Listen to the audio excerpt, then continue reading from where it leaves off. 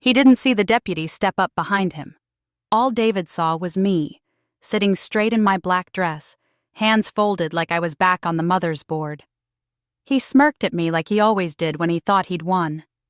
Then the deputy said, "David Ellison, you're under arrest for fraud." And my ex-husband's face fell clean off. His mouth opened. No sound.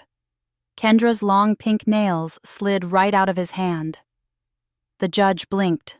The courtroom went quiet, even the air. Ashley gasped behind me.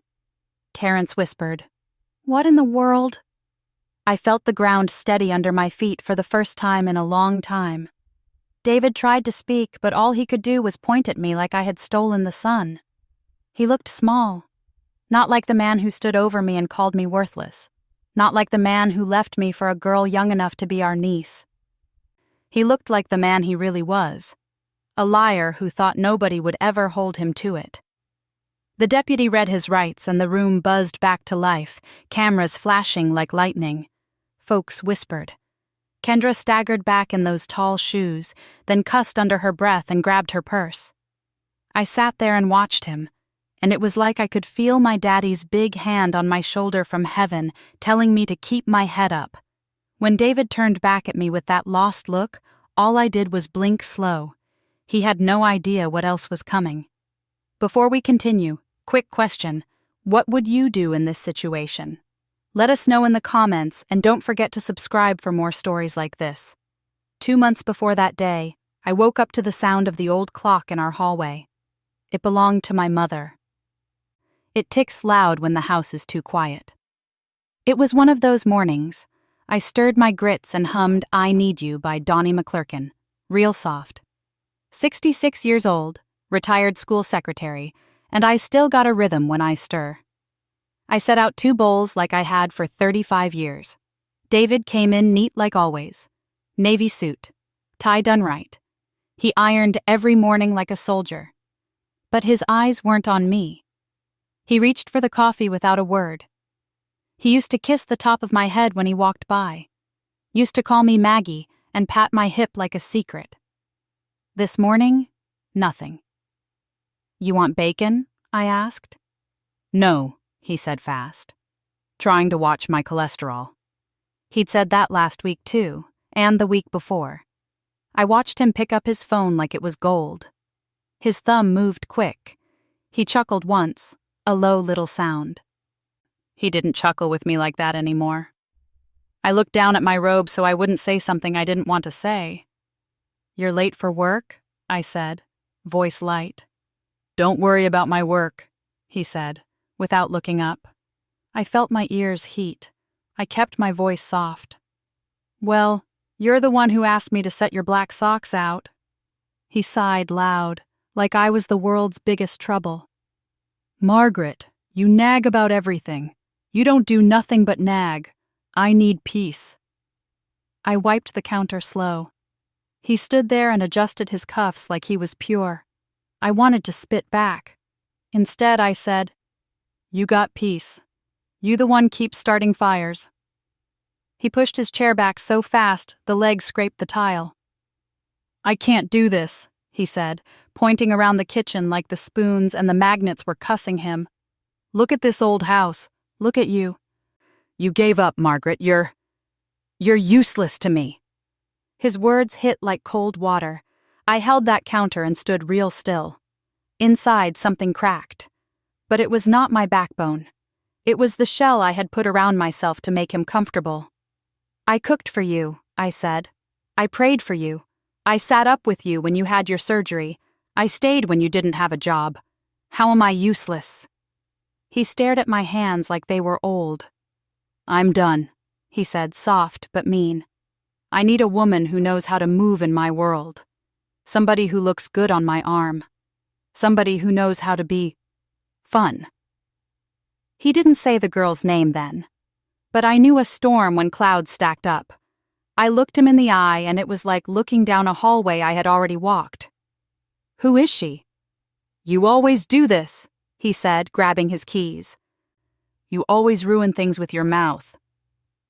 That was the morning the grits went in the trash. He served me divorce papers a week later. I was watering my collards on the back porch when the man in the brown uniform walked up with that sad little folder. "Ma'am," he said. He looked at me like he hated his job. I signed and watched the ink dry like a bruise. The words looked strange beside my name. Petition, property, spousal. It felt like a language that did not belong in my house. David came home after 7 like a sneaky teenager. He didn't even sit down. He stood by the door like the paint would run if he leaned on it. "You got them?" he said, like he was talking about a pizza. "I did," I said. "You couldn't tell me to my face?" "I thought that was to my face," he said sharp. "What else you want me to do, Margaret?" I tried. "You don't listen. You don't keep yourself up. You stay home with those church women and them little grandkids. Like that's a life. I'm tired." My mouth opened, closed, then I found my words. "Those grandkids are our blood," I said. "And those church women fed us when your back went out. Don't you stand in my doorway and spit on my life, David Ellison. God hears you." He laughed low. "Don't bring God in it now." That was the first time I saw the pale pink shine on his collar. Lip gloss caught the light under our lamp. That was not my lip gloss. I didn't wear gloss. I wore plain balm and prayer. 2 days later, Ashley came over with Zoe and a bag of laundry. Ashley is my firstborn. Light eyes like her granddaddy, pretty and sharp, runs a small nail suite called Polished and Proud, over on Glenwood, inside a Black-owned salon building where all the girls help each other watch the babies and cook their potlucks on Saturdays. She walked in fast and put clothes on the couch. "Hey, Ma," she said. "Can you watch Zoe till 8? I got a client running late. Also, Daddy said—" She stopped and studied my face. "You been crying?" "I'm fine," I said. "Ma, I'm fine." She dropped the laundry and hugged me tight, Zoe bouncing on her hip. "What'd he do?" she said into my shoulder. "He served me divorce papers," I said, the words dry in my mouth. Ashley pulled back slow. Her shoulders went up. "What?" she said. "Daddy? For real?" "For real." She started pacing. "Wow. Okay. He doing too much." Then she rubbed her forehead. "He did say he was tired. He been saying that." "He told you?" He hinted," she said.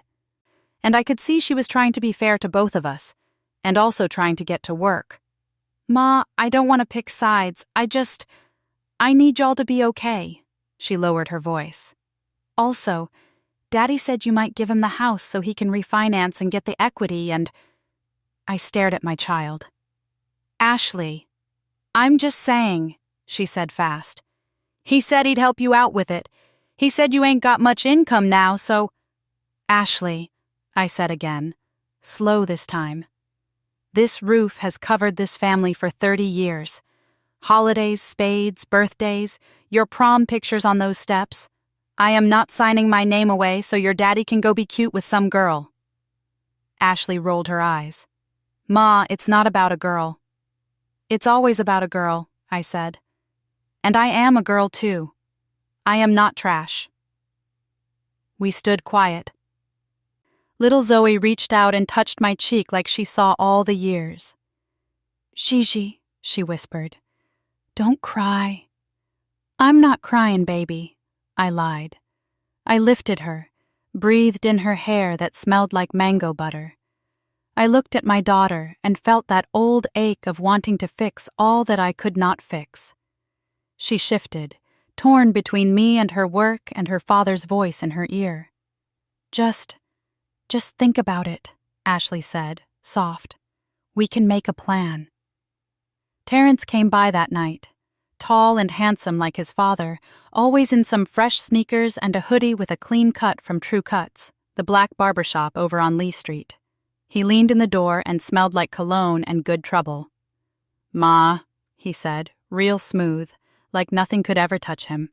"You okay?" "I'm breathing," I said. He kissed my cheek. "Don't worry about Pops. He'll come to his senses," he said. He walked to the fridge and grabbed the leftover sweet tea like he lived there.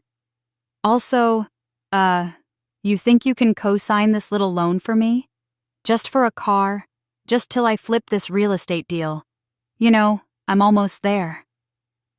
I looked at my son long. Sometimes our boys still act 5 when they look 35. "No," I said. "I love you. No." "Come on," he said, smile turning to a pout. "Pop said you would. He said you always do." "Your father is leaving me," I said. "What part of that made you think I will carry a loan for a grown man?" He sucked his teeth, then caught himself. All right, Ma. My bad. You know I love you." He hugged me sloppy and went to the door. "Oh, and, Daddy said not to be all dramatic in public. You know, for his job. He said just keep it classy." "I stayed classy when I washed his blood out of the sink after that tooth pulled," I said. "Tell your daddy I will be just fine." After he left, I sat on the porch. The night was soft. Kids hollered down the street. Somebody's music dripped out of a car. Old school R&B maze, Before I Let Go, the summer anthem at every cookout we ever had. I watched the porch light pull moths out the dark and prayed. I prayed the kind of prayer I learned at New Joy Baptist growing up, the kind that sounds like talking to a neighbor leaning over the fence. "Lord," I said, "this ain't what I asked you for. But you see me. Give me strength. Cover my mouth when I want to cuss. Give me a plan." The next Sunday, I went to church. I put on my white suit and my little hat with the cream ribbon because it was first Sunday and we do it right. The ushers in white gloves met me with mints with little crosses on the wrappers. The sanctuary smelled like wood and perfume and a hint of fried chicken floating from the fellowship hall. The choir warmed up with total praise, and I could feel tears hiding behind my lashes.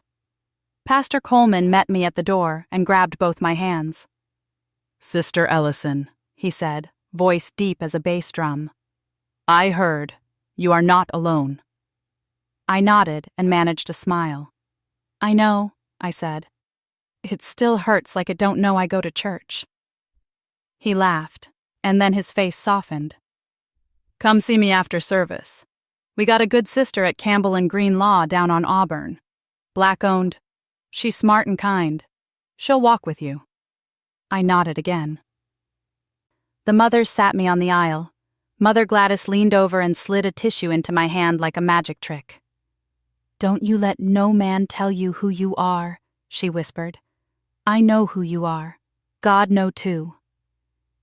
During the altar call, I felt a hand on my back. Ms. Juanita from across the street stood behind me. She's 73, wears bright caftans, owns 3 wigs named after her favorite singers, and bakes a peach cobbler that will make you sing. She squeezed my shoulder. "Baby, you need me to go sit outside that man's job?" she whispered. "I will sit. He will get bored of me there. I got time." I laughed with my tissue pressed to my face.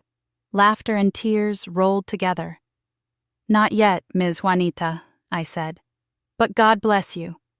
After church, the youth did a fish fry to raise money for homecoming at their HBCU tours. The line wrapped around the fellowship hall. Somebody's uncle whipped up a plate and slid it to me. Extra hush puppies, extra love. Folks hugged me. Nobody asked messy questions. That's the thing about my people. We know how to hold you without holding you too tight. On Monday, I went to Campbell and Green. The office sat over a black-owned coffee shop where the barista calls everybody cousin. Up there, the chairs were soft, and the art on the wall looked like home. Black families in Sunday best, little girls with beads and barrettes popping, jazzmen with eyes closed while they blow. Attorney Lisa Campbell walked in wearing a blue dress and a braid down her back. She shook my hand and looked straight into my soul like she could see the miles. "Mrs. Ellison, I'm Lisa," she said. "You can call me Lisa. I'm sorry for what you're going through. You're not alone. We see a lot of women here. We're going to take our time and make a plan." She talked slow and clear so my heart could keep up. She told me what was mine, what was his, and what was ours. She talked about the house and the pension and the car. She warned me about something I didn't know to fear. "Sometimes when men get a new relationship," she said, "they try to hide money. They move it to business accounts. They forget bonuses. They overpay taxes and plan to get it back next year. We're going to ask for statements, all of them. We're going to watch." "Hide money?" I said. "That man used to forget his keys." Lisa smiled small. "He'll remember money. Trust me. Do you have access to your online banking, email, credit card statements? And this is a one-party consent state. So if you talk to him and he says something, you can record that conversation legally. I want you to keep a notebook, dates, times, what he says, who was there." Something sat up inside me. I nodded.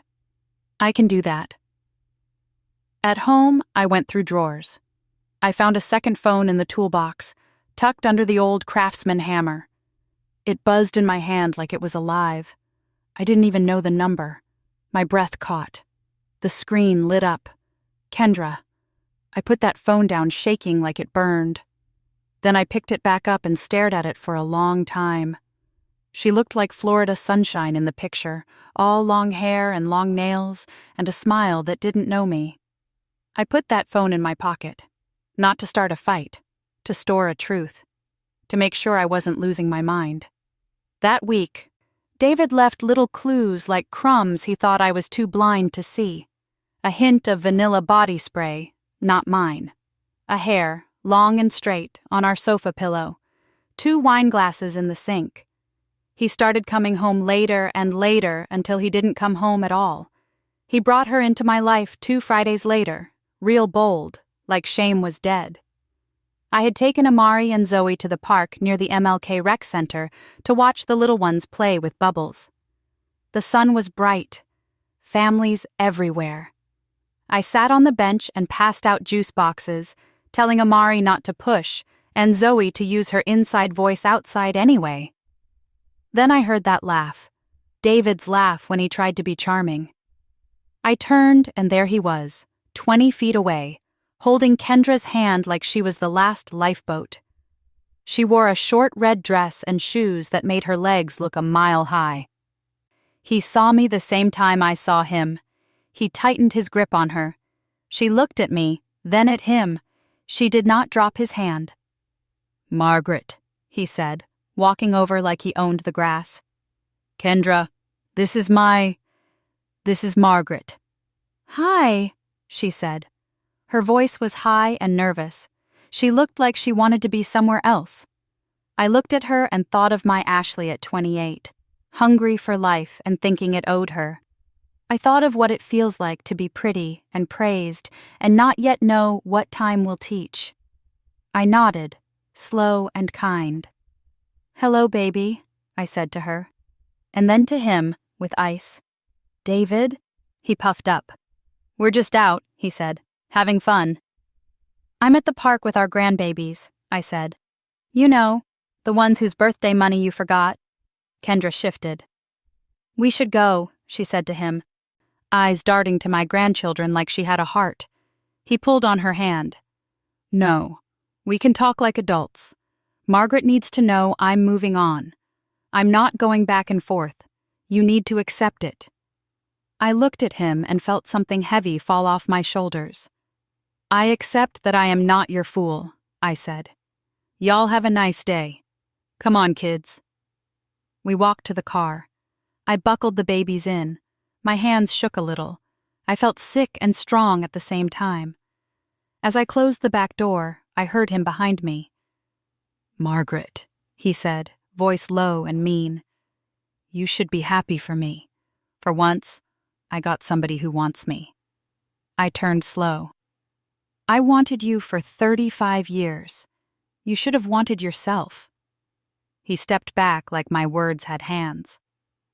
2 nights later, his sister Yvette called me. Yvette don't call me unless she needs something. "We used to be close when we were young and broke, back when we split chicken thighs and laughed over card games. Now she a Facebook warrior and a side of messy. "Hey, sis," she said, sugar thick in her voice. "I just want to check on you." "I'm fine," I said, which, in our language, means I am drowning slow, but I'm in God's boat. "You know, David told me everything," she said, and I could hear her settle in on her couch, ready to stir the pot. "He said you're making this hard. Don't be petty, Margaret. Give him the house. He got plans. He found a new love. You got to let him be happy." I closed my eyes. "Yvette, if I had a biscuit for every time you told me what to do in my own home, I'd own Popeyes." She sucked her teeth.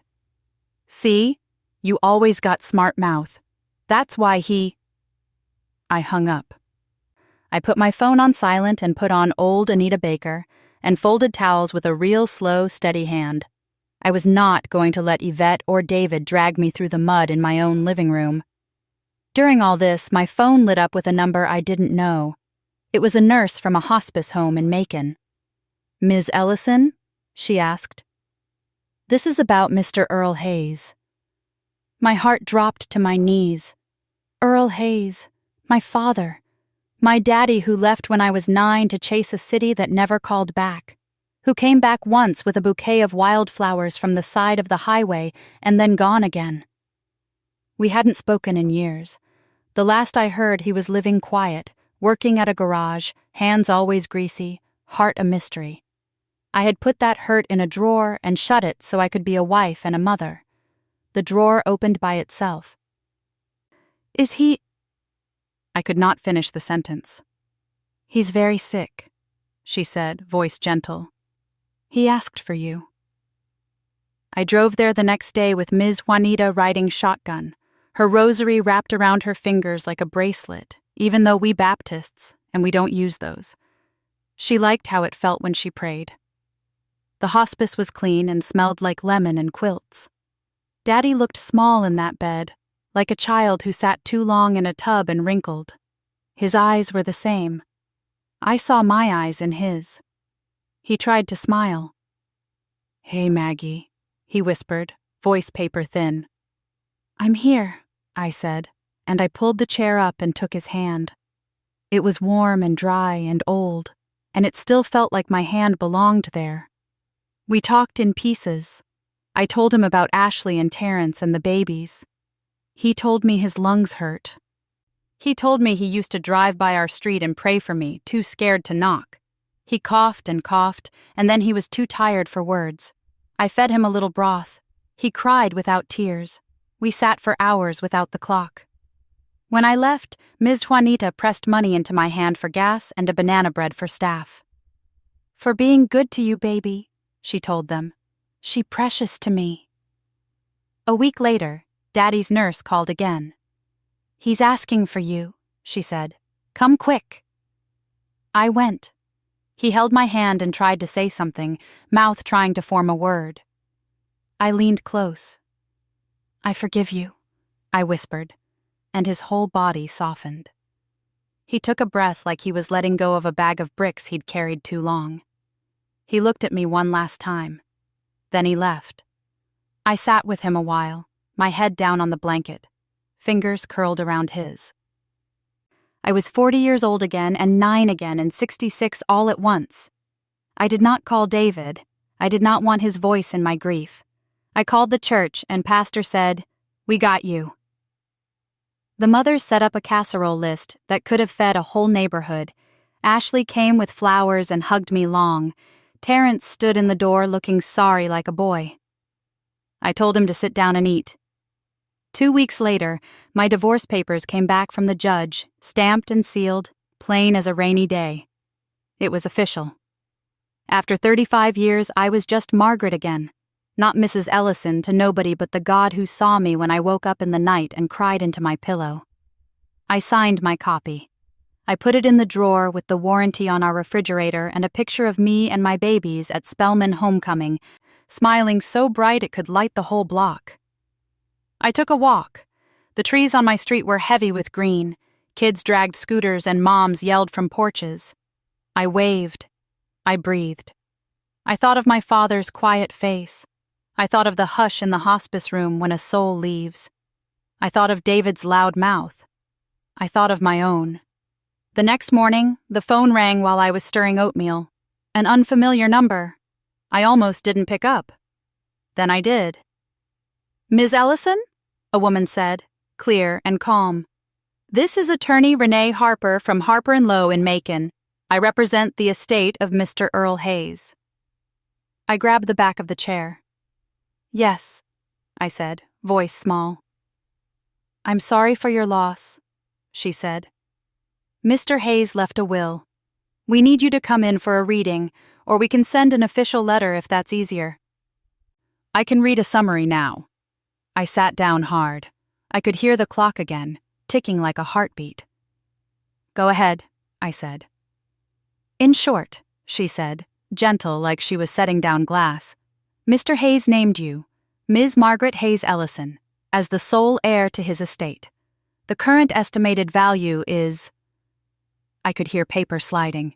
I could hear my own blood moving in my ears. My father's hand on my own at the hospice bed. The hum of my little refrigerator. The sound of David's laugh turning into a hiss. $2,300,000, she finished. The spoon fell out my hand and clanged against the stove.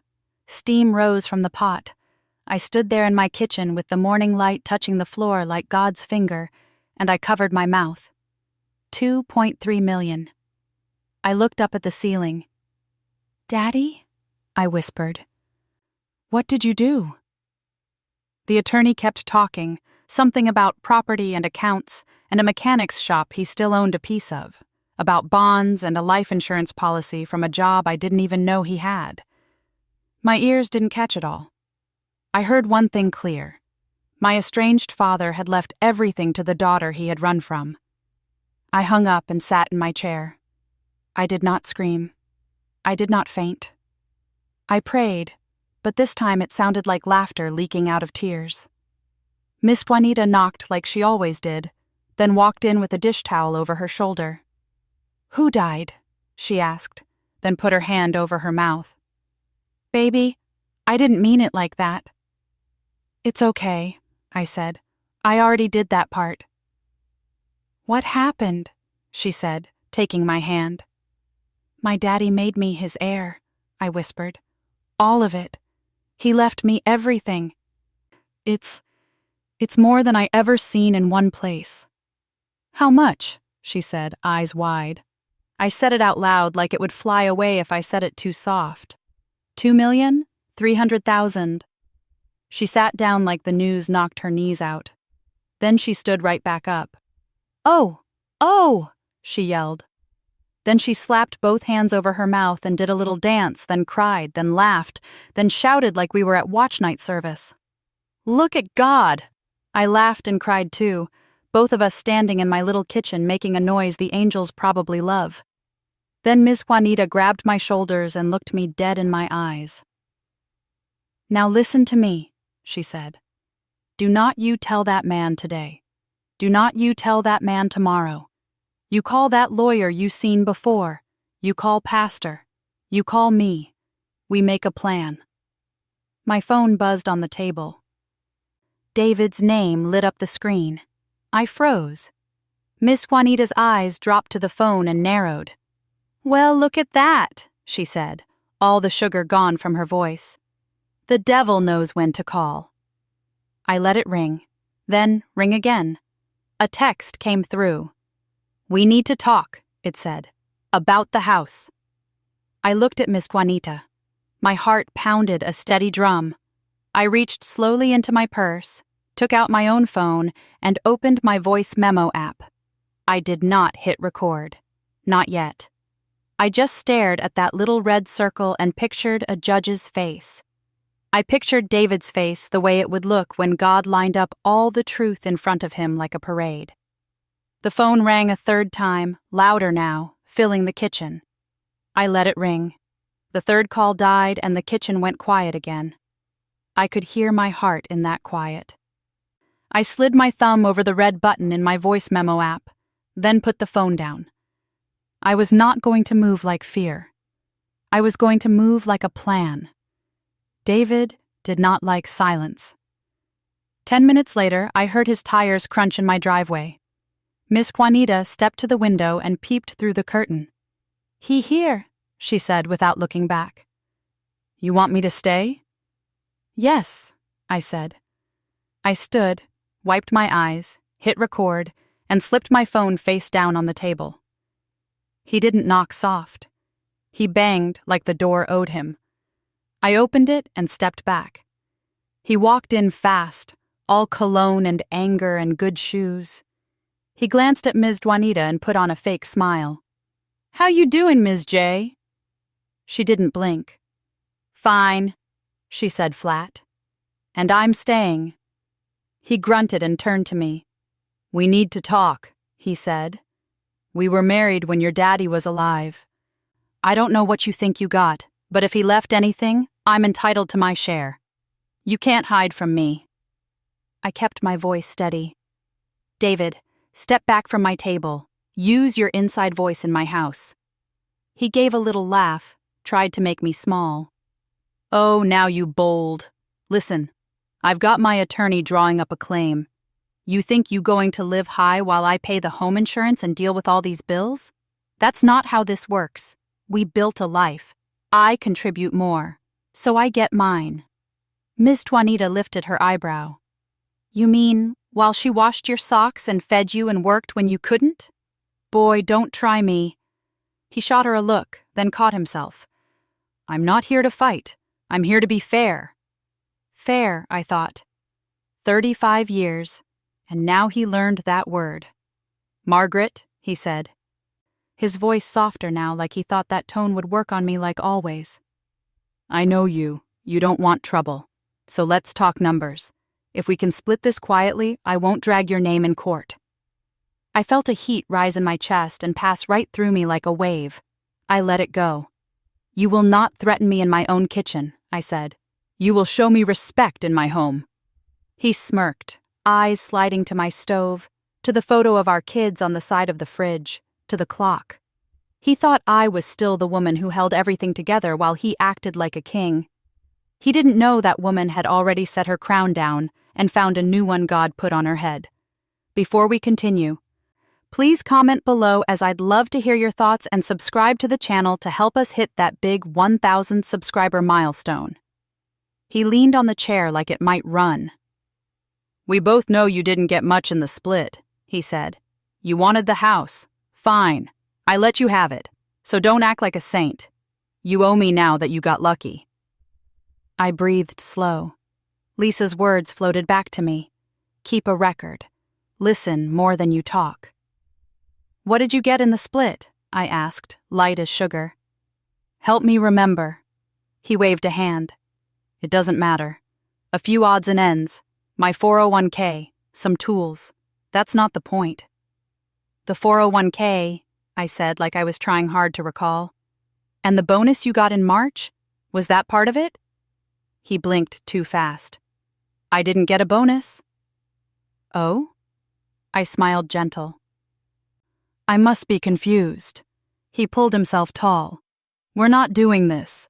I came to tell you, my lawyer is filing an injunction to freeze any assets from your father until we can settle what belongs to me.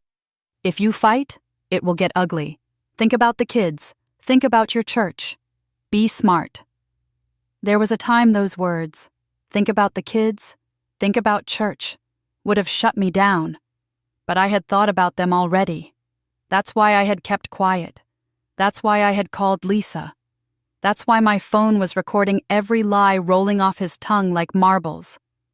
"Get out of my house," I said, clear and calm. "We'll speak through lawyers."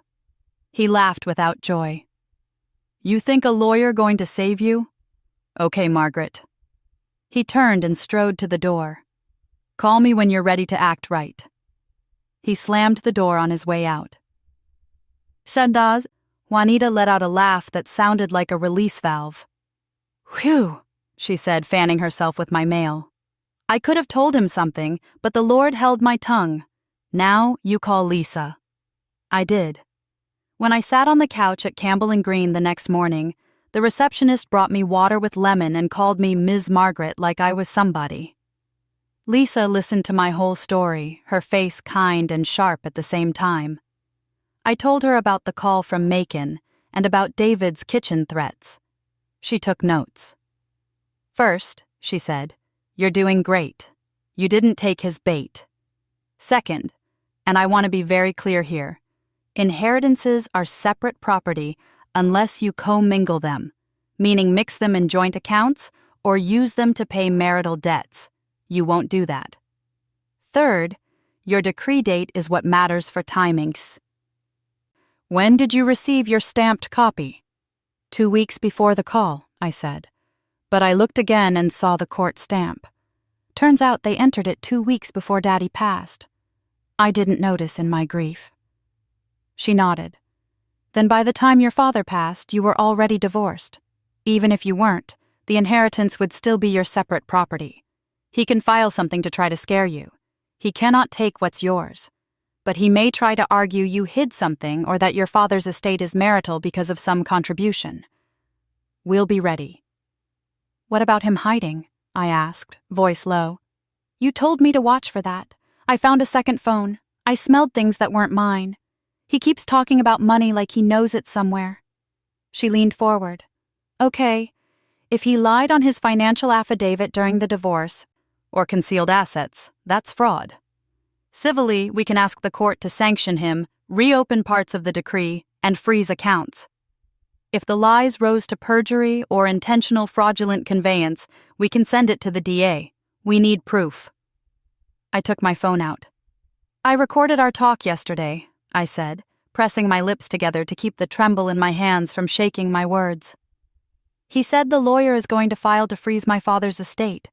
He danced around a bonus." She smiled small. "We'll have a forensic accountant go through his statements. In the meantime, can you get him to talk? Sometimes they brag. Ask about how he's paying for his new life, make him comfortable. He'll tell on himself." I swallowed. "I can do that." On Wednesday, I drove back to Macon with Ms. Juanita and a little basket from the mothers, pound cake, a note, a hug in Tupperware. Harper and Lowe sat on a quiet street lined with pecan trees. Inside, attorney Renee Harper greeted me like family at a reunion. Her office walls held photos of black elders in hats with flowers, men in coveralls with grease on their hands, kids at Juneteenth parades, a framed picture of Pleasant Hill from way back with streetcars. "I'm sorry again for your loss," she said, her voice warm as tea. "Your father left a tidy estate. He owned his little house free and clear. He had a small piece of a mechanic shop called Hayes and Booker Auto. Mr. Booker's in the lobby if you want to meet him. There are municipal bonds, a life insurance policy from a factory job he had in his 40s, some savings he tucked away over years. He wrote this letter for you." She slid an envelope across the desk. My name on it in his shaky hand. I held my breath and opened it. The paper smelled like dust and oil and something like regret. "Maggie," it said. "I don't have good words. I have worked and saved and prayed. I didn't have the courage to be your daddy when you were little, but I can do this right thing. This is for you and your babies. Forgive me. Live free. Love your own life. Earl." I put the letter in my lap and stared at the ceiling and let the tears run without wiping them. Miss Juanita squeezed my knee under the table. Attorney Harper waited in that quiet, the way church folks know how to wait. Mr. Booker was short and strong with a chest like a barrel and hands like sandpaper. "Your daddy was steady," he told me. "Didn't say much. He showed up. He wanted to leave you something. He was proud of you. Don't sell the shop. Let me buy you out over time if you want. Or keep your share. We a black-owned business and we stay that way." I smiled through my tears. "Keep my share," I said. "I want to come by and see it." We drove over. The shop smelled like oil and hope. A young man in a Clark Atlanta hoodie waved from under a lifted Impala. A little radio played old Otis Redding. I stood in the doorway and thought, My father built something that lasted. On the way home, we stopped at a black-owned credit union called Unity Federal. A woman named Tasha with a honey voice set up a trust account for my grandchildren and a separate account for me. "You don't mix this with shared money," she said, tapping the desk gentle. "This is yours. Let this money breathe." I nodded. "Thank you," I said. "I'm going to fix this roof and help my grands with school later. I'm not trying to be rich. I'm trying to be steady." That night, Ashley called. "Ma, can we talk?" Her voice was careful. "I saw your car head to Macon on your stories. You okay?" "I'm okay," I said. "People been calling me," she said. "Auntie Vet said Daddy said you hiding money. I'm not trying to be in it. I need to know if I'm going to have to move my salon suite. They raising rent. If you have something going on and you can help me expand, this could change everything. Polished and Proud could be a full spa. We could partner with the girls next door. It would be so good, Ma." I closed my eyes. "Ashley, I love your ambition. I want you to win. I'll talk to a planner. I'm not handing cash out. Not to you, not to your brother. If I help, I'll help with things that last. Equipment, classes, business planning. A little seed I control. No to a big check. You hear me?" Silence stretched, then a soft sigh. "I hear you. I'm not trying to use you, Ma. You know how hard it is. Daddy said you always said no to fun, and yes to fear." My chest pinched. "Your daddy say a lot. Listen to what I say. I'm not afraid. I'm careful. Come by Sunday. We'll eat and talk it out." She came with Zoe in a face that wanted to be strong and also wanted to be held. Terrence came late, sneakers clean, a grin to hide his worry. I made baked chicken, collards with smoked turkey, mac and cheese thick enough to stand a spoon in, cornbread with honey, and a pan of green beans with potatoes just like my mama did. Mary J. played low in the dining room. We bowed our heads, and I prayed slow and full. "Lord, thank you for breath. Thank you for family. Help us use our mouths for kindness and our hands for building. Help us tell the truth. Help us know who we are." We ate and laughed, and for a moment it was a regular Sunday. Then Terrence wiped his mouth and said, "So, Ma, Daddy said—" I put my fork down. "I know what Daddy said," I said, not sharp, just steady. "Here's what I'm saying. If you need groceries, you can call me. If you need me to watch these babies, you can call me. If either of you act like I owe you, stay home." He blinked, shoulders back. Then he nodded. "Respect." He glanced at Ashley. She looked like she wanted to argue. I reached across and squeezed her hand. "I love you," I said. "Don't let nobody use you to hurt me. Not even your father. You my girl." She looked down and nodded fast, a tear dropping on her plate. "Okay, Ma." Monday, a courier knocked. I signed without thinking and saw the letterhead, Whitfield and Avery, attorneys at law. They represented David. The letter had big words meant to shake me. Demand, injunction, marital interest, threats about publicity. I took a breath, took a picture of it, and sent it to Lisa. "Don't worry," she texted back. "We'll respond. And can you meet him for coffee this week? Ask him about how he's paying for his new place, that car, any investments. See if he mentions a bonus or a business account. Keep it calm, record." I chose Miss Gloria's Diner because it's black-owned and the owner fusses at you like a cousin if you don't eat your grits. I picked a corner booth and ordered eggs and turkey sausage. He came in with his shirt open at the neck, no tie, smelling like he discovered the cologne counter last week. He smiled like a game show host and sat. "You look better," he said, eyes on my face like he was trying to read if I was broken. "I am better," I said back. "You want breakfast?" "I ate," he lied, then picked off my biscuit anyway. I leaned forward like I was trying to make peace. "David, I don't want to fight. If we can agree on support for the kids to get what they need, and you can be honest with me. I'll consider making this easy. We spent a lifetime together. I want you to be okay so our children can be okay." He relaxed like a dog when you scratch behind his ear. He loved to be the man with the plan. "I'm good," he said. "I'm staying in a condo over by the Beltline. I got some projects. I'm investing. I know what I'm doing." "With what money?" I asked, head tilted. "You said you didn't get a bonus." He smirked, sat back, spread his arms. "I didn't get one, you can see," he said. "Companies hide money all the time. You think a man like me doesn't know how to line things up? Margaret, please. I'm not new." I took a slow sip of my coffee. "Explain it to me like I'm 5. He chuckled, flattered.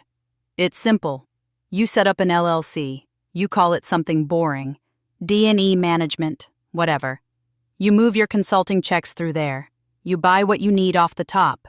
You overpay taxes this year, get it back next year. You have your assistant run certain things. Nobody can say it's income for the divorce because it's business expenses. That's adult stuff. I asked people. Everybody does it." "What about your 401k?" I asked. I didn't see the full statements. He rolled his eyes. "You didn't know where to look. I moved a piece into a brokerage. Crypto, too. It dipped, so I just left it. Paper losses are losses. The court can't split what you can't price right now. Now when it comes back up? That's on me. That's called strategy." He laughed again and reached for my biscuit like he'd earned it. "You can let go now. Ain't no judge going to comb through that. We done. You get your house, I get my life." I kept my face soft so he would keep talking. He did. "She," he said, meaning Kendra without saying her name, "is good with numbers. She knows how to make things look clean. She put the car in the business. That's a write-off. She said that's how folks do when they want to build." "And y'all flew to Miami last weekend," I said like I was talking about the weather. He blinked. "How?" Then he laughed again. "I mean, yeah. Airbnb was cheap. We used points. Don't worry about how, Margaret. You can't keep up." I felt my stomach drop like I'd driven off a cliff. Then it leveled out. I could hear my phone, face down in my purse, recording every word. He leaned in again, lower. "We're going to be straight. So here's what you do. Tell your little lawyer to back off. Sign the paperwork I send. Release whatever you got coming from your father. I'll give you something. We won't make a mess. Keep it cute." I sat back. "I want to make sure the grandbabies are all right. Could you put something up for them? A college fund? Zoe and Amari? It don't have to be much. Something they can count on." He waved his hand like I was asking for gas money. Yeah. We'll see. Not right now. Money's tied up. Early next year, I'll be flush. Tax refund season." "Tied up where?" I said, light as air. He smirked like a boy who just learned a dirty joke. "Business accounts. Don't worry, it's legal." He was so proud. He didn't even notice when I stood. "Okay," I said. "Thank you for breakfast." He grabbed the check with a flourish. "I got it," he said, like he was doing me a favor. He didn't know I was giving him a gift wrapped in his own words. When I stepped out into the sun, I leaned on the brick outside and shook. I took 3 breaths slow, like Lisa taught me. Smell the flowers, blow the candles. I walked to my car and sent the audio to Lisa and typed, he admitted the business account, the tax trick, the crypto, and buying her car through the LLC. He said he hid it for the divorce. Call me. She called in 10 minutes. "I have your file in my lap," she said, voice tight and sure. "We're filing a motion to sanction him and to freeze accounts pending a fraud review. I'll pull his affidavits and subpoenas for the business and the assistant. Do not respond to him. If he shows up, call 911. I'm also drafting a referral for the DA. Say no to any settlement without me. And I want you to buy a small fireproof safe. Put your important papers in it. Deed, decree, Dad's will, that letter, your account info." I nodded, though she couldn't see me. "Yes, ma'am." "You okay?" she asked, voice soft now. "I will be," I said. That evening, Yvette showed up with a pie from the grocery store and face full of fake concern. "I just came to check on my sister," she sang, stepping inside like she paid rent. "You know, family first." Ms. Juanita, bless her, stayed in the kitchen pretending to stir something that didn't need stirring. I took the pie and put it on the counter. "We're not doing this, Yvette," I said. "Not in my house." She put a hand to her chest like I slapped her. "Oh, now you too good. David told me you got money and now you moved funny. You didn't even pick up when I called. You know he can put a lien on that. He told me he going to call his friend at the paper. They love a story.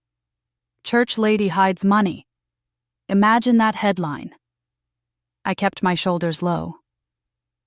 "Yvette, I'm going to say this once. I wish you peace.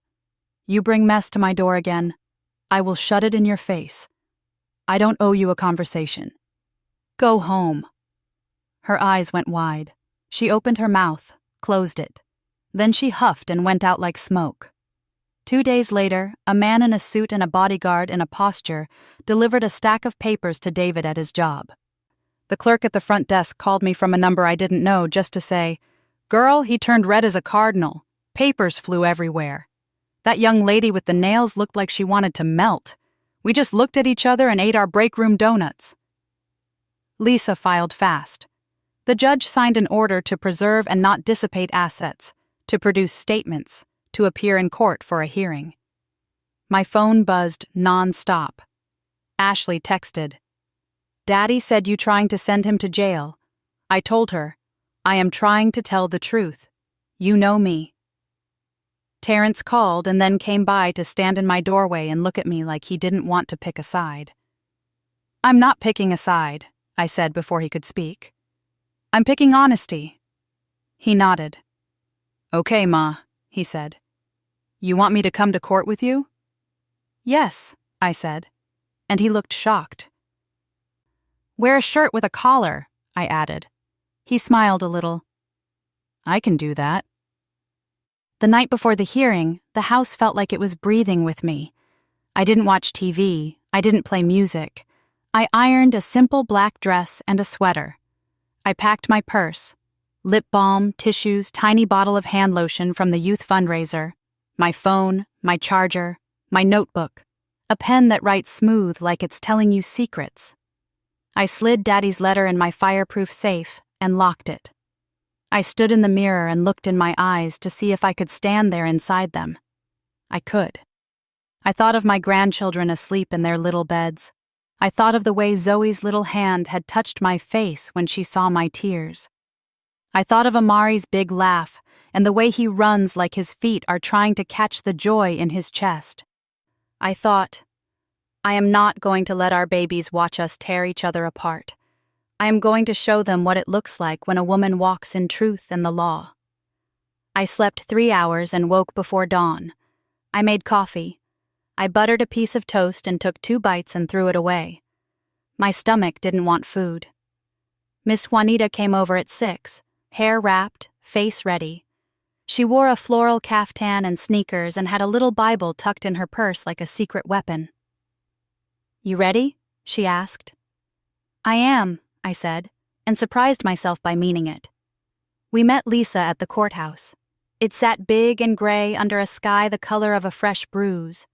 The entry line shuffled like church on Easter.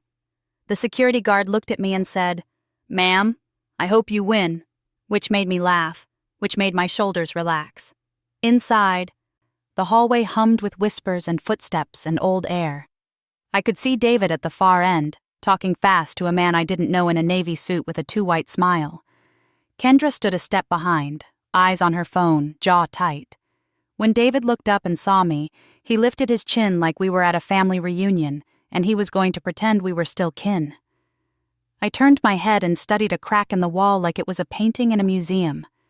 In the courtroom, the judge sat with a face that said he had seen it all, love to hate to paperwork. He called our case. Lisa stood smooth and sure, her papers in order, her braid a line down her back. Whitfield did his talking first, lots of words that sounded expensive. He said I was trying to hide an estate that accrued during the marriage because my father lived during our marriage, that I had acted in bad faith, that freezing his clients' accounts was unfair. Lisa let him finish. Then she stood and spoke in a voice that made the room quiet. "Your Honor, we are not here because of the estate," she said. "His filing is a scare tactic. We are here because of his fraud, in his own words." Whitfield scoffed. "Alleged." Lisa set a small speaker on the table and looked up at the judge. "We have an audio recording made legally in this state," she said, "in which Mr. Ellison admits to moving funds into a business account he didn't disclose, to overpaying taxes to avoid inclusion in the divorce, to moving assets into a girlfriend's name, and to intentionally obscuring his holdings. He calls it adult stuff. Everyone does it." The judge's eyebrow lifted like a small bird. Whitfield's mouth opened, then closed. Lisa looked at me and nodded once. Now. I reached into my purse. My hand didn't shake. I held the little speaker like it was a tiny choir. I pressed play. My ex-husband divorced me for his secretary right before I inherited Dad's 2.3 mm estate. His face when... I pressed play. His voice filled that quiet room like bad perfume. "I didn't get one you can see," he bragged, chuckling. "Companies hide money all the time. You set up an LLC, you move your checks through there. Overpay taxes now, get it back next year. Put the car in the business. Crypto dipped so it don't count. That's adult stuff. Everybody does it." Chairs creaked. Somebody in the back whispered, "Phew!" The judge's eyebrows rose slow, like the sun easing up over a field. Lisa didn't blink. She let it run. We listened to him explain how he started D&E management, how she handled the books, how paper losses meant he didn't have to report it for the divorce. We heard him laugh and say, "You get your house, I get my life." The judge held up a hand and I stopped the audio. "Ms. Campbell," he said, voice calm and heavy, "do you have the file metadata for this recording?" "Yes, Your Honor," Lisa said, sliding a packet forward. Time-stamped the morning of the 14th at 9:37 a.m., recorded in a one-party consent state. We also have his sworn financial affidavit from the divorce. It contains no mention of any LLC, brokerage transfer, or crypto holdings. Subpoenas have gone out. Whitfield jumped up. "Your Honor, this is taken out of context. My client was role-playing possibilities, not confessing. This is harassment." The judge held up his other hand. "Sit down, counselor." He turned to David. "Mr. Ellison, stand." David stood. He tried to smile, like maybe the judge was an old friend from church. His lip quivered just enough to give him away. "Is that your voice?" the judge asked. David licked his lips. "It could be edited," he said. "You know these phones can do anything now." "Is that your voice?" the judge repeated. David looked at the floor. "Yes, sir," he muttered. "Did you disclose an LLC during your divorce?" He swallowed. It's not income. It's business. I didn't have to." The judge leaned back. "That's not how any of this works." He tapped his pen. "Here's what we're going to do. The court grants the motion to preserve and not dissipate assets. All accounts in Mr. Ellison's name, joint or single, and any entity he controls will be frozen pending review. Mr. Ellison will produce full statements for the last 3 years, including business accounts, brokerage statements, crypto wallets, and tax documents. The court will appoint a forensic accountant. Additionally, given what I've heard, I'm referring this matter for criminal review. The court takes perjury and fraud very seriously." Before we continue, shout out to Tiana from Houston. We appreciate the love you show by commenting and sharing. Whitfield sputtered. "Your Honor." The judge looked to his left. A woman in a gray suit I hadn't noticed before stood. "Assistant District Attorney Bryant," she said. "We have been in communication with Ms. Campbell's office. We obtained statements and filed a warrant this morning. It happened like a scene you've seen 100 times, but never thought would belong to your life." A deputy stepped up behind David, quiet and sure as a shadow. "David Ellison," he said, voice like a door closing. "You're under arrest for fraud and perjury." For a second, his whole face came off. The charm dropped. The "I got it" swagger drowned. He looked like a boy who'd run a red light and heard the siren. His mouth opened. No sound. He reached back without looking, and Kendra's long pink nails slid right out of his hand. She couldn't make her eyes meet mine. She clutched her purse like a life vest and took 2 steps back, then 2 more. "Wait," David said to the deputy. "We can talk. This is a misunderstanding." The deputy read his rights. Cameras clicked like cicadas. In the row behind me, Ashley sucked in her breath so hard I thought she had swallowed it. Terrence whispered, "Lord," under his breath. He put a hand on my shoulder, steady as a tree. Whitfield's face went the color of old paper. "Your Honor, bail?" The judge looked down at the file. "We'll see you downstairs, counselor." The deputy turned David around. The cuffs clicked like the lid on a jar finally closing. When he turned back to me, eyes wide and lost, I blinked slow. I felt my father's hand heavy on my shoulder like he promised he wouldn't leave me this time. Kendra stared at the floor tile like it could open up and swallow her. The ADA held a hand out to her. "Ms." she started. "Kendra," she said, voice a whisper. I didn't know." The ADA nodded. "Then you'll want to come talk. Today." Kendra glanced at me like she wanted something and didn't know what. I didn't give her a look to use later. I turned back to my lawyer and my children and my neighbor in her floral caftan, holding a tiny Bible like it was a passport. Outside, the air hit us hot and bright. Folks milled. Somebody said, "That's her," like I was a headline. Ms. Gloria's nephew, who must have slipped over on his break, waved a napkin and said, "We got you, Ms. Margaret." Ms. Juanita hugged me tight enough to pop something back into place. Lisa touched my elbow. "We'll still need to come back," she said. "Civil doesn't end because criminal begins. But you did it. You told the truth." I nodded. My knees remembered that I was 66 and had been standing on faith for a long time. I sat on the stone ledge by the steps. Terrence stood in front of me like a guard. Ashley leaned against me and shook. "I'm sorry," she whispered. "Mama, I'm sorry." "For what?" I asked, turning so my cheek pressed against her hair. "For listening to him when I should have listened to you," she said, words spilling like water. "He told me you were mean, and you were trying to take his life. He said you were holding on to a house to make him suffer. I let him talk to me like that about you.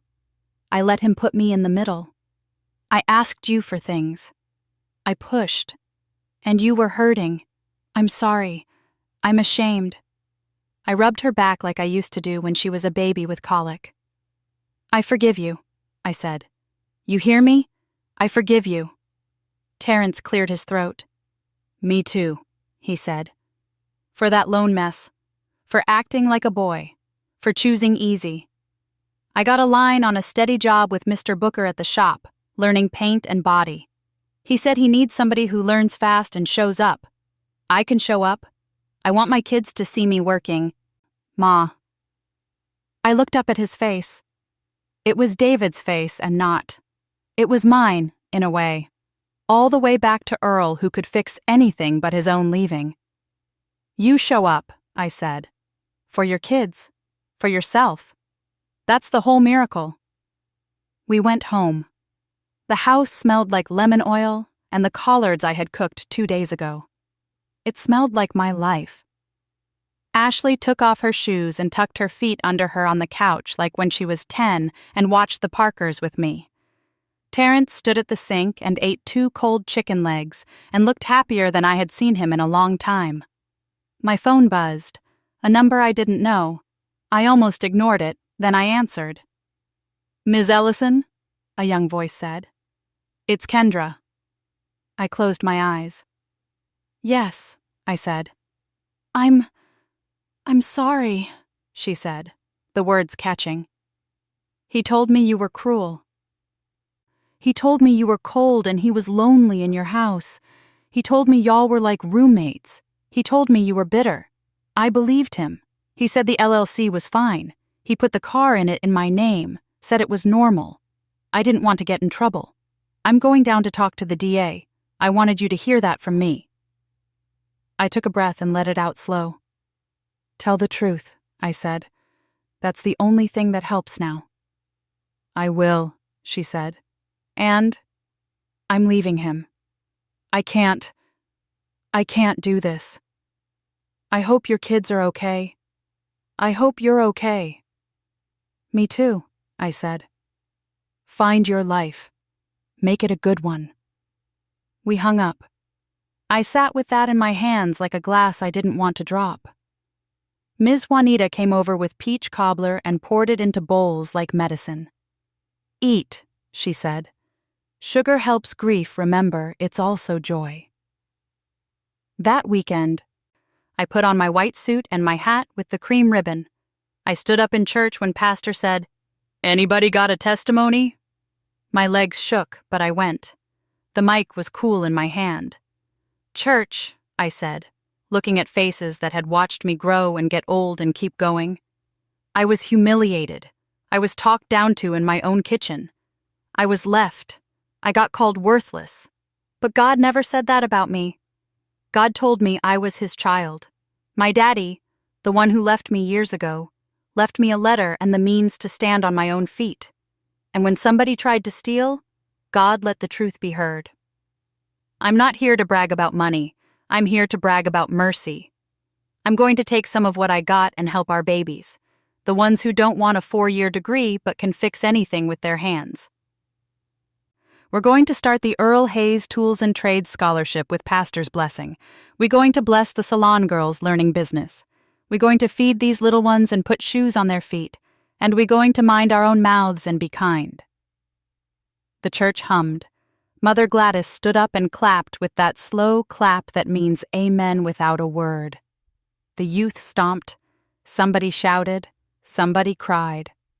The choir slipped into I Won't Complain, and I felt my knees go weak with gratitude. Monday, I met with Tasha at Unity Federal again. We opened 529 plans for Zoe and Amari. I put in money I could walk away from and still sleep at night. I set it up so I match whatever their parents deposit up to a number. I added rules. No big withdrawals without Gigi, I said, tapping the paper. Tasha made it neat and safe. Then I sat with Ashley in her suite at Polished and Proud. The walls were a soft pink. A Whitney poster stood framed and proud. The other stylists popped by and hugged me and slid muffins in my hand like blessings. Ashley spread out plans on the table, equipment, a second chair, a small facial room, classes for new techs who can't afford school yet. I'll help, I said. No cash handouts. I'll buy the chairs and the sterilizer. I'll pay for the first round of classes if you agree to teach 2 scholarship students a month for free. They'll sign a contract to give back when they can. We'll make the paperwork. You're going to run a business, not just a booth. You hear me? She nodded, eyes bright. Yes, ma'am. And you're taking a bookkeeping class, I added. She laughed and wiped her eyes. Yes, ma'am. I drove down to Hayes and Booker Auto and watched Terrence in coveralls for the first time in his whole pretty life. Sweat on his face, grease on his hands. He looked up and grinned. Ma, he yelled. Watch this. He showed me how to sand a panel slow so the paint lays right. Mr. Booker slapped his shoulder. He's learning, he said. He shows up on time. You did good. At home, I got a call from Lisa. Update, she said. The judge kept the freeze in place. The forensic review pulled out a lot. There were transfers into D&E management and payments to his girlfriend that were labeled as vendor. The DA filed additional counts. He's out on bond now. Conditions: no contact with you. He had to surrender his passport. I sat at my table with a glass of water and my father's letter open. Okay, I said. I'm not gloating. I know, she said. Also, the court granted attorney's fees. He's paying for my time. I'll send you the order. Thank you, I said. For seeing me, for talking to me like I'm somebody. You are somebody, she said. And your daddy would be proud. That night, my phone lit up with a text from Yvette. You think you won, it read. You tore our family up. I typed, no. Lying did that. Then I deleted it. I put the phone down and made tea. Not every thought needs a road to run on. A week later, David called Terrence from a blocked number. Terrence told me later that his father was crying and angry at the same time. He begged. He blamed. He said, "Tell your mama to drop the charges," like it was a coat I had hung on a chair. Terrence told him, "Daddy, she didn't arrest you. Your mouth did," and hung up. He came by my house and sat on the porch and stared at the azaleas like they could answer him. He looked like a man who had watched his hero fall and found out it was okay to keep standing. Do you hate him? He asked me. I don't, I said. I hate what he did. I am done carrying him. That's not hate. That's health. He nodded, slow. We sat until the porch light brought the moths. When the first hearing date came in the criminal case, I didn't go. That wasn't my fight anymore. I made soup and watched Zoe build a tower out of blocks that leaned like a tired man and then kept standing anyway. Amari drew a picture of a car with wheels too big for its body. Papa's shop, he said, and I nodded and kissed the top of his head. Kendra kept her word.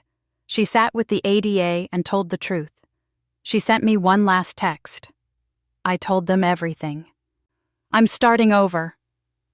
I wrote back, good, and prayed she would find friends who tell you the truth before the cops do. On a soft Sunday, Pastor called me up after service again. Church, he said, voice smiling. Our sister Margaret is blessing the youth with the Earl Hayes Tools and Trades Scholarship.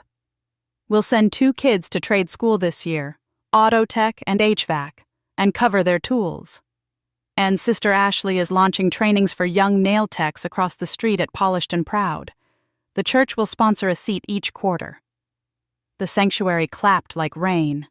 I looked over at the kids on the front row, braids swinging and sneakers tapping and eyes rolling because church is long when you're young. I saw futures open like windows. I saw my father's hands under a hood. I saw my own hands hold the door. Months passed. The house got a new roof. The porch got a fresh coat of paint. The clock in the hall ticked like it always had. I planted tomatoes with Miss Juanita and let her fuss about mulching like she was a judge, and I was on trial. We ate watermelon on the steps and spit seeds into the yard and laughed until we cried. I slept without waking to check whether a car I didn't want to see was in my driveway. One evening, I drove out to Macon and sat with Mr. Booker in the office at the shop. He had a dusty frame on the wall, a photo of Earl and him, young and grinning, grease on their faces like war paint. He loved you, Mr. Booker said. He didn't know how to say it. He did this instead. He tapped the building. That counts. I know, I said. I'm learning how to let the way people love me count, even if it's crooked. On the way back, I turned off the radio and talked out loud in my car like I was on the phone with God. Thank you, I said, for strength, for neighbors, for lawyers who listen, for truth, for my mouth not saying the wrong thing when I had the chance. I laughed. For that, too. David pled to some of it later. I didn't go to the sentencing. I read the paper at my table with some tea. He got probation, a fine community service, and a year inside on one count that stuck when his brag turned into a bar. He lost his job. He had to pay back fees. The judge said something about choices and character, and I hoped David heard it all the way to the middle place where change starts. He sent me a letter from the inside. He wrote, I never thought this could happen to me. He wrote, I was wrong. He wrote, I'm sorry I didn't see you. I read it twice. Then I put it with my papers, not next to Daddy's letter, but not in the trash. Some things you don't toss. You just don't frame them. Ashley's spa corner opened with balloons and cupcakes and Aretha singing from the little speaker in the corner. Little girls pressed their noses to the glass when the neon sign flicked on, polished and proud. Ashley wore a white jumpsuit and cried into her mascara and then laughed. "Ma," she said, "look." She pointed to a small plaque by the check-in desk. Margaret's Bench, for every girl who learned a trade with love. I sat there for a second and tried not to get makeup on the cushion. Terrence got his first full check from the shop and took me to dinner at a black-owned place where the catfish made you close your eyes. He handed the check to the waitress with both hands like respect. Outside, he looked at the sky. "I like being tired from honest work," he said, surprised at himself. "It feel like a good kind of sore." We went home and I tucked the babies in when it was my turn and listened to them breathe. I walked my own hall in my robe and let my hand brush the wall where our old photos hung. Graduations, birthdays, me in a dress my mama sewed, David in a suit the first year we had money, our kids with their gap-toothed smiles. I didn't take any of them down. They were true then. And I am true now. One night, I sat on my porch with Ms. Juanita, Pastor and his wife, Lisa and her braid, Attorney Harper down from Macon for a visit, Tasha from the credit union, Mr. Booker with hands clean for once. We ate plates of ribs and potato salad and string beans. Somebody brought a pound cake that made Pastor moan. The radio played Frankie Beverly and Mays and then Kirk Franklin. Kids ran up and down the sidewalk with glow sticks. Teenagers flirted and rolled their eyes. The old heads argued about the best Marvin Gaye song. It looked like a simple life. It felt like a miracle. Ashley came out with a bowl of peaches cut up for cobbler and leaned on the railing next to me. Terrence chased Amari with a water gun like he was 12 again, and Amari shrieked like joy was chasing him and winning. Zoe climbed in my lap and put her small hand on my cheek the way she did the day I got the call and said, "Gigi, you happy?" I looked around at everything that was still here and everything new. I felt the porch under my feet and the sky over my head and the letter in my drawer and the plate in my hand and the laugh in my chest. "I am, baby," I said. I am. When the night got quiet and the bugs started preaching their little sermons, I went inside and stood in the doorway of my room. I reached up and turned off the light and said out loud to nobody and to everybody, "I'm free." We appreciate you listening to the end. Hit that subscribe button if you want more stories like this, and tell us in the comments what you think should happen next.